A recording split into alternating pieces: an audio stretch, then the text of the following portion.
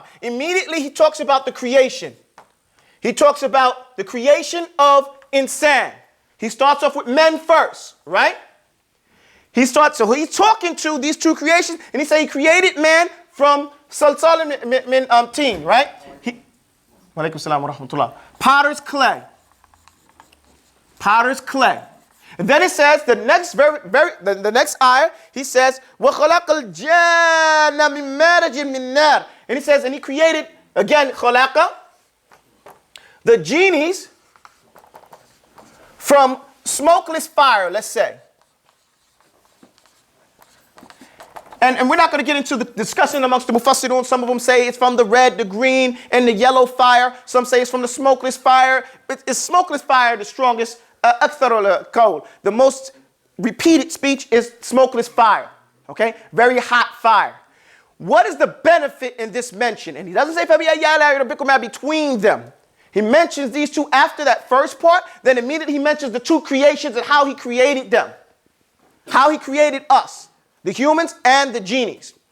The benefit, some of the ulama say, is that from clay or dirt, as it goes down, because dirt here is the initial form, and then after being baked, it turns into clay. It says, so man is made from dirt, made from this earth. And from this earth, man finds his food. And from this earth, man is buried. And from this earth, man builds his homes. So man is basically built from something that he benefits from. Something that is beneficial. This dirt. Okay? But the genie, he's made from this smokeless fire. And the ulama talk about fire. If it's not watched with a lot of caution, if it's not dealt with precariously, it causes a lot of harm to the one who uses it, if he's not mindful of it. Likewise, if you don't and you're not cautious about these genies and about these devils, they will cause a lot of harm and fasad in the earth. So here is a benefit from telling and letting us know from which we are created from, so that we can reflect on that and be proud, not proud in an arrogant way, honored from what we're made from, and be cautious from that thing that we're not made from, that fire. Does everybody understand that? And then we're starting to go through another vein. Push this off the board, please. Like I said, I'm not going to be able to go through every ayah, but what I did is I tried to generalize the basis of this surah so that we can grow from that. Okay? It's broken down into 3 parts. We're in the 4 parts. We're in the second part of it right now. Make sure you dry that, please. The second part, where he tells us about the creation. And he's not just talking about creation, there's going to be general terms here. And then Allah says, subhanahu wa ta'ala, فَبِأَيِّ آلَاءِ رَبِّكُمَا تُكَذِّبَانِ. Which now of the favors of you, Lord, will you reject? But if we don't reflect on the meaning behind this creation, we don't know why Allah mentioned that, and what's the benefit in knowing from which we are created, and what the benefit is knowing that the genies are created, right? But now we know. You want to reject that knowledge? No. Then Allah subhanahu wa ta'ala says, رَبُّ الْمَشْرِقَيْنِ وَرَبُّ الْمَغْرِبَيْنِ. Why does he mention it two?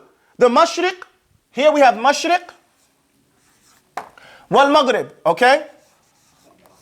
And it's mentioned in the dual form. The two mashriq and the two maghrib. What does mashriq mean? What does ma in front of a word mean? A place of. How do we know that? What's the first place we see that? Suratul what? Suratul Fatiha. Ghayrul Maghdubi. Maghdubi is a place of the ghadab of Allah. The place of the anger of Allah. And it's mentioned in this very eloquent way to make something that is inanimate mentioned in an animate form. So you can reflect upon that. Don't become the place of Allah's anger. Okay? And so here we're standing in a what? Masjid. So this is a place of sajda. Undo your fingers like that. Okay? So this is a place of sajda. So here, ma lets you know in every form of Arabic, ma lets you know a place of something. So this is a place of sharq. What is the sharq? Sorry? Somebody? Somebody said it? East. So what are the two easts? And what is the maghrib? West. So the two wests. What are the two easts and the two wests? What comes up on the east? The sun comes up where? and it sets in the west, right? So the two easts and the two wests are the places in the summertime that the sun comes up and the placement where it comes up in the wintertime. This is knowledge that the Arabs at that time did not know about the astronomy and how the world is spinning on its axis, and the sun is constantly moving and the earth is moving in its rotation, what we call a solar system now. That the place that it rises in the east in the wintertime is not the same place that it rises in the east in the summertime. And so Allah subhanahu wa ta'ala is putting this knowledge there for us to understand that He is Lord of both the two easts and Lord of both the two wests at every time of the year as it changes. Okay? فَبِأَيِّ آلَاءِ رَبِّكُمَا. And this again is dealing, the second part is dealing with that creation. Okay? It's talking first how we were created and how this world is going about. Then it says, you know, مَرَجَ الْبَحْرَيْنِ يَلْتَقِيَانِ بَيْنَهُمَا بَرْزَخٌ لَا يَبْغِيَانِ. It talks about now, after this rising of the sun, you have to keep getting this off the board. It now starts to talk about the two, مَرَجَ الْبَحْرَيْنِ يَلْتَقِيَانِ, that the two rivers, the two oceans, the two types of water here. You know, what did he say? Astaghfirullah, my mind is going. يَلْتَقِيَانِ بَيْنَهُمَا بَرْزَخٌ لَا يَبْغِيَانِ. That these two types of water, what are the two types of water? The one is sweet and one is salted. Okay, sweet water, okay, and salt water, right? So sweet water, give me an example of sweet water, because some people may not understand what that means. This is usually from the river mostly. So we call this in English fresh water. We don't call it sweet water.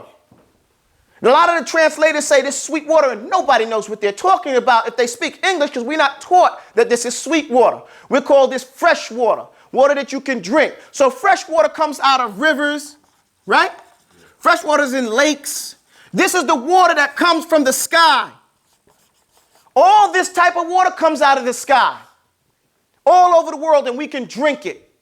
Whereas this water, this salt water, where does that come from? That's already here. That's in the ocean. That's ocean water. Can you drink it? No.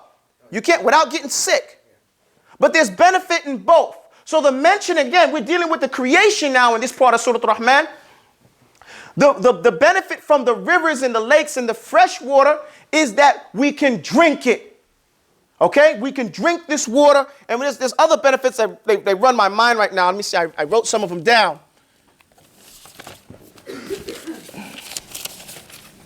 Sorry. Oh, excuse me.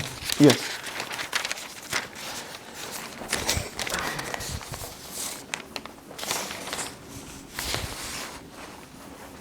شر الجن والإنس يذكرون.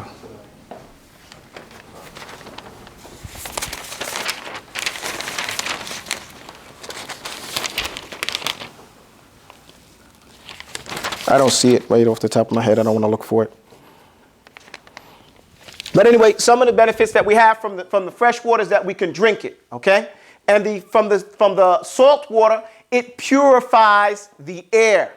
That's something that a lot of people don't realize. But the ocean water and the salt water purifies the environment for us. So just those two things right there are beneficial for us to understand. And majority of the world get their food out of the oceans and the seas, and oceans and the rivers. We think that everybody eats just the land animals. But you go into the middle of Africa, you go into the Congo, and people are eating fish. You go to the middle of Sahara Desert, and people are eating fresh fish every day. That's the importance of the food that comes out of the oceans and the sweets. In Mauritania, we live in the Sahara Desert. You go to the shore, and there's trucks waiting there with their car engines on and ice all filled in the back. When the guy comes out of the boat, out right off the sea, he runs up, he dumps them into the ice. The car takes off. By the next morning, the ice is melted, and they're 300 miles, however far away they are in the middle of the desert, and you're getting this fresh fish, and you're eating it all day long. So you see it like that all over in West Africa. And then I learned from when you go into the Congo, go in the middle, they have that big Congolese river that comes up there, and people are eating fresh fish and everything like that. The Indian continent, look, some of the baddest sailors in the world come from that Indian Ocean.